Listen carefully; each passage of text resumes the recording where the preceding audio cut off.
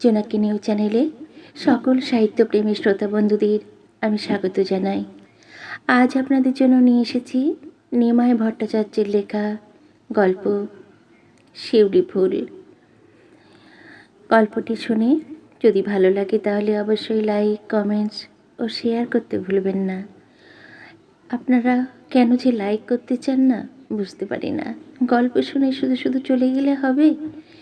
একটা লাইক করবেন, একটু কমেন্টস করবেন, তাহলেই তো আমি আপনাদের গল্প দিতে আরও উৎসাহ পাব।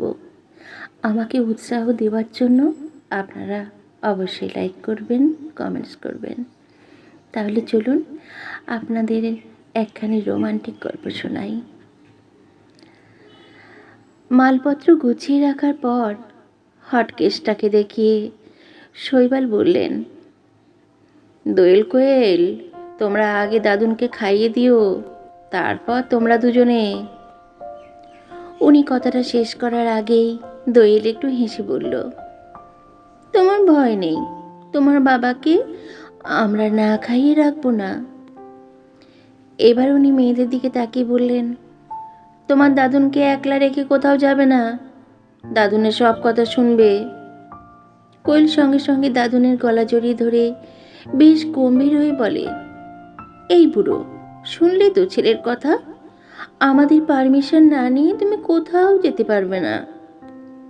দোয়েল বলে, তুই কিছু চিন্তা করিস না কোয়েল, পুরীতে তো দাদুকে ছেলেকেও কাছে পাবে না, পুত্রবধূকেও কাছে পাবে না, আমরা যা বলবো বুড়োকে তাই শুনতে হবে।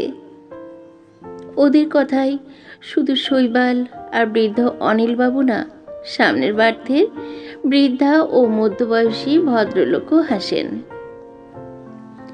শৈবাল ওই ভদ্রলোককে জিজ্ঞাসা করেন, আপনারাও কি পুরী যাচ্ছেন? উনি পাশের বৃদ্ধাকে দেখিয়ে বলেন, আমার মামিমা যাচ্ছেন, আমি যাচ্ছি না। শৈবাল বৃদ্ধার দিকে তাকিয়ে বলেন, মাসিমা, আপনিও মেয়ে দুটোর দিকে একটু খেয়াল রাখবেন। দোয়েল সঙ্গে সঙ্গে বলে, দিদাকে কিছু করতে হবে না, আমরাই দিদাকে দেখব। বৃদ্ধা একগাল হাসি হেসে বলেন, আমার মতো বুড়িকে দেখাশোনা করতে তোমাদের কষ্ট হবে না তো? না না, কিচ্ছু কষ্ট হবে না। দোয়েল মুহূর্তের জন্য থেমে বলে, এই বুড়োকে যদি সামলাতে পারি তাহলে আপনার মতো সুন্দরী দিদাকে দেখাশোনা করতে আমাদের কোনো অসুবিধে হবে না।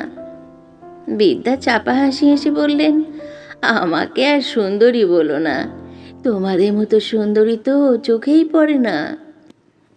কোয়েল বলে, ও কথা বলবেন না দিদা, আপনাকে এই বয়সেই যখন এত সুন্দর দেখতে, তখন অল্প বয়সে যে কত সুন্দর ছিলেন তা ভাবাই যায় না। উনি চাপা হাসি হেসে বলেন, তোমরা যাই বলো না কেন, আমি অল্প বয়সেও তোমাদের মতো সুন্দর ছিলাম না। বৃদ্ধ অনিলবাবু একবার হাতের ঘড়ি দেখে ছেলেকে বললেন, হ্যাঁ রে খোকা, তুই এবার যা, বাড়িতে বৌমা একলা আছেন। দোয়েল বলল, হ্যাঁ হ্যাঁ বাবা, তুমি যাও, মায়ামাসি আজ কাজে আসবে না, মা অনেকক্ষণ একলা একলা আছে। শৈবাল বাবাকে প্রণাম করার পর দুই মেয়েকে একটু আদর করে ট্রেন থেকে নামার আগে বলেন, তোমরা রোজ একবার করে ফোন করতে ভুলে যেও না যেন। দোয়েল বলল, হ্যাঁ হ্যাঁ, রোজই ফোন করব, সময় পেলে তুমিও ফোন করো। হ্যাঁ নিশ্চয়ই করব। প্রায় সঙ্গে সঙ্গে বৃদ্ধার বোনপো মাসিকে প্রণাম করে বিদায় নিলেন। 2-5 মিনিট পরে ট্রেন ছাড়ল। ট্রেন ছাড়ার পরপরই কোচ অ্যাটেন্ডেন্ট শার্টের উপর চোখ বুলিয়েই অনিলবাবুকে জিজ্ঞেস করে, আপনি মিস্টার ব্যানার্জি? হ্যাঁ। আর ওরা দুজন, মিস টি ব্যানার্জি আর মিস কে ব্যানার্জি? হ্যাঁ। এবার কোচ অ্যাটেন্ডেন্ট বৃদ্ধার দিকে তাকিয়ে বলেন, আপনি মিসেস চৌধুরী? বৃদ্ধা উত্তর দিলেন, হ্যাঁ। কোচ অ্যাটেন্ডেন্ট সঙ্গে সঙ্গে চলে যায়। দোয়েল হটকেস খুলতে খুলতেই বলেন, দাদুন, হাত ধুয়ে এসো। কোয়েল সঙ্গে সঙ্গে ব্যাগ থেকে সাবান তোয়ালে বের করে বৃদ্ধের দিকে এগিয়ে দেয়। অনিলবাবু বাথরুম থেকে ঘুরে আসতেই দোয়েল ওর হাতে লুচি আলুর দমের প্লেট তুলে দেয়। দ্বিতীয় প্লেটটি মিসেস চৌধুরীর দিকে এগিয়ে ধরতেই উনি একটু হেসে বললেন, দিদি তোমরা খাও, আমি খেয়ে এসেছি। কোয়েল বাড়ি থেকে যা খেয়ে এসেছেন তা এতক্ষণে হজম হয়ে গেছে বলল। দোয়েল বলে, এই ছোট্ট ছোট্ট 2-4টে লুচি খেতে আপনার কোনো কষ্ট হবে না।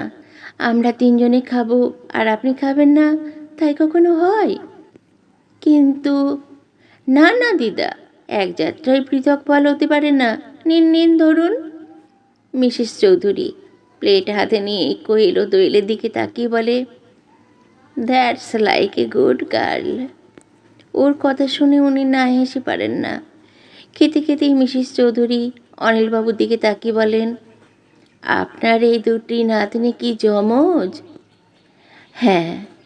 কোয়েল সঙ্গে সঙ্গে পাশ ফিরে বলে, দাদুন মিথ্যে কথা বলছো কেন? মিসেস চৌধুরীর দিকে তাকিয়ে বলে, আমরা জমজ না, দিদি আমার থেকে 7 মিনিটের বড়। মিসেস চৌধুরী চাপা হাসি হেসে বলেন, তাহলে তো তোমরা জমজ না। লুচি আলুর দমের পর্ব শেষ হতেই দোয়েল সবাইকে মিষ্টি দেয়। মিষ্টি খেতে খেতেই মিসেস চৌধুরী দোয়েল কোয়েলের দিকে তাকিয়ে জিজ্ঞেস করেন, তোমরা বুঝি একটু রাত করে খাওয়া দাওয়া করো? কোয়েল সঙ্গে সঙ্গে বলে, হ্যাঁ।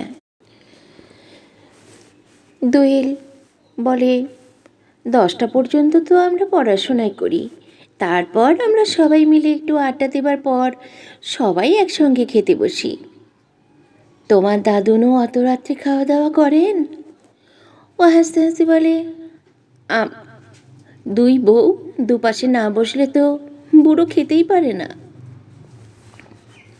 কোয়েল সঙ্গে সঙ্গে বলে, জানেন দিদা, এই বুড়ো যেমন আমাদের দুজনকে দুপাশে না নিয়ে ঘুমোতে পারে না, আমরা দুজনেও বুড়োকে কাছে না নিয়ে শুতে পারি না। তোমাদের দাদুন সত্যি ভাগ্যবান। এতক্ষণ চুপ করে থাকার পর অনিলবাবু মিসেস চৌধুরীর দিকে তাকিয়ে বললেন, হ্যাঁ সত্যি আমি ভাগ্যবান। শুধু এরা দুজনে না, আমার ছেলে আর পুত্রবধূও অসম্ভব ভালো। দাদুনকে শুইয়ে দেবার পর দোয়েল কোয়েল উপরের বাড়তে যায়। দোয়েল বাড়তির বাইরে মুখ নিয়ে মিসেস চৌধুরীকে জিজ্ঞেস করে, দিদা আপনি কোথায় উঠবেন? আমি বরাবরই হালদার মশাইয়ের পুরী হোটেলে উঠি। ও একটু উত্তেজিত হয়ে বলে, আমরাও তো পুরী হোটেলেই উঠব।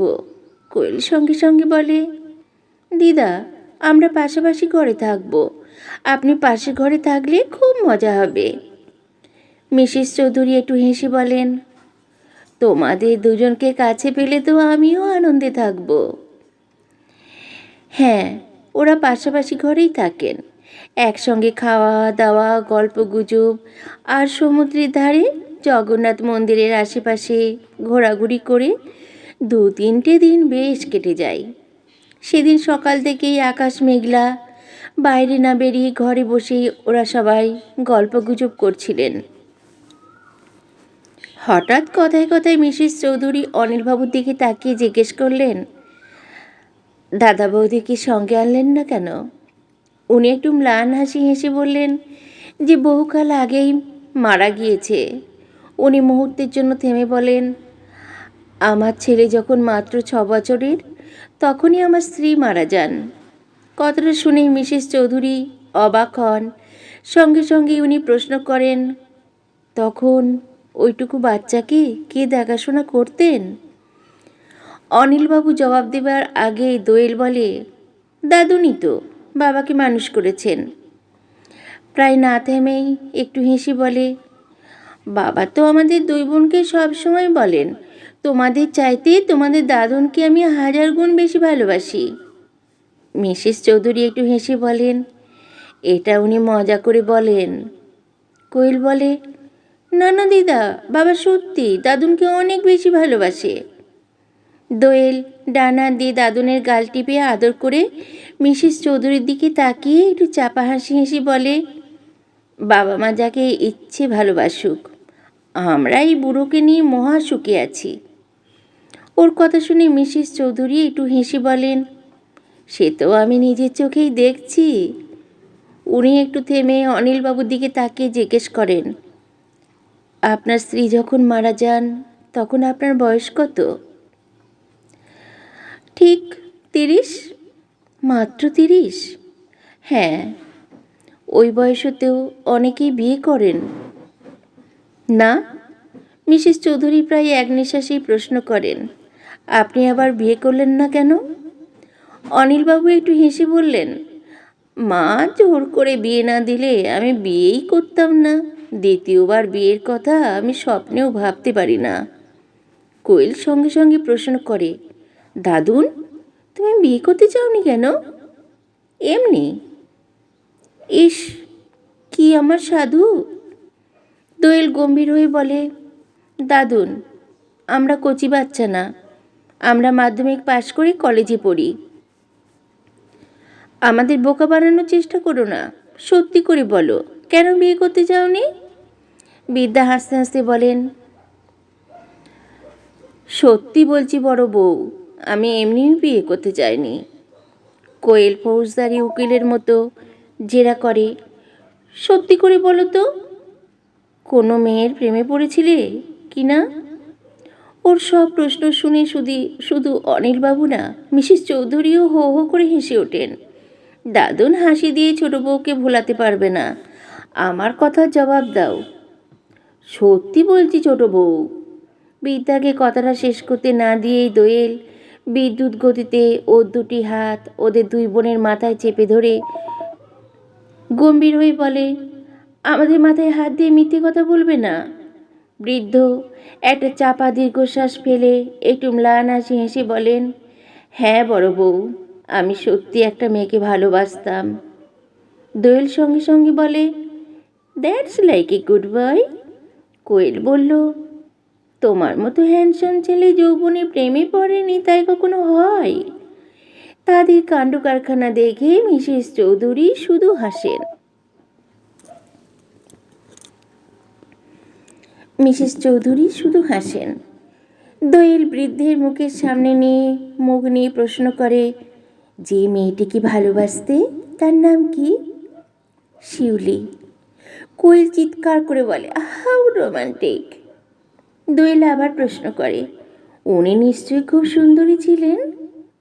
হ্যাঁ বড় বউ, শিউলি খুব সুন্দরী ছিল। বৃদ্ধ বৃদ্ধ অনিলবাবু মুহূর্তের জন্য থেমে একটু হেসে বলেন, ও লেখাপড়ায় যেমন ভালো ছিল সেরকমই ভালো গান গাইতে পারত।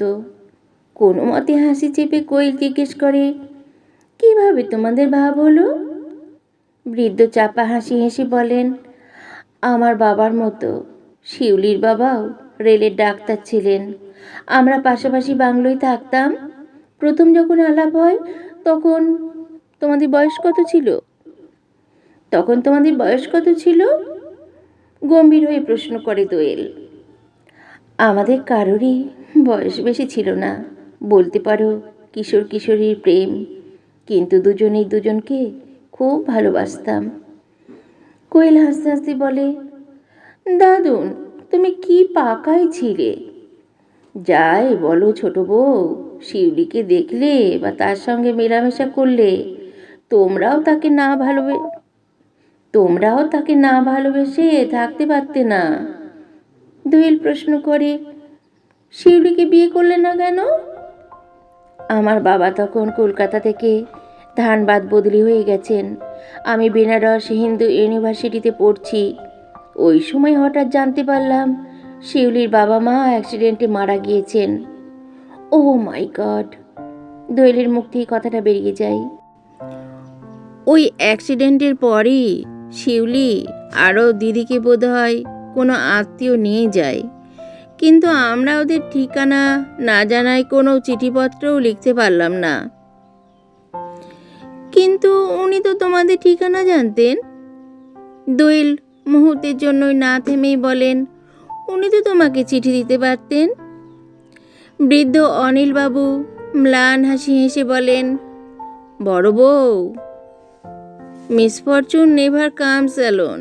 ঠিক ওই সময়েই আমার বাবা হঠাৎ হার্ট অ্যাটাকে মারা গেলেন, আর আমিও সঙ্গে সঙ্গে লেখাপড়া ছেড়ে চাকরি করতে শুরু করলাম। উনি একটা চাপা দীর্ঘশ্বাস ফেলে বলেন, শিউলি নিশ্চয়ই আমাকে চিঠি দিয়েছিল, কিন্তু ওর চিঠি আসার আগেই তো আমি বেনারস ছেড়ে চাকরি নিয়ে কটক চলে গেছি। মিসেস চৌধুরী মুখ নিচু করে থাকেন। দোয়েল আর কোয়েলও কিছুক্ষণ কথা বলতে পারে না। তারপর একটা দীর্ঘশ্বাস ফেলে দোয়েল বলে, রিয়েলি ভেরি আনফর্চুনেট। এতক্ষণ চুপ করে থাকার পর মিসেস চৌধুরী একটু হেসে অনিলবাবুকে বললেন, এতকাল যে কথা কাউকে বলতে পারেননি, তাই এই দুই বউকে বলে দিলেন। কি করব বলুন, এদের তো মিথ্যে কথা বলতে পারি না। ওরা দুজনেও তো আমার কাছে কোনো কিছু গোপনও করে না, মিথ্যেও বলে না। না না, আপনি ঠিকই করেছেন।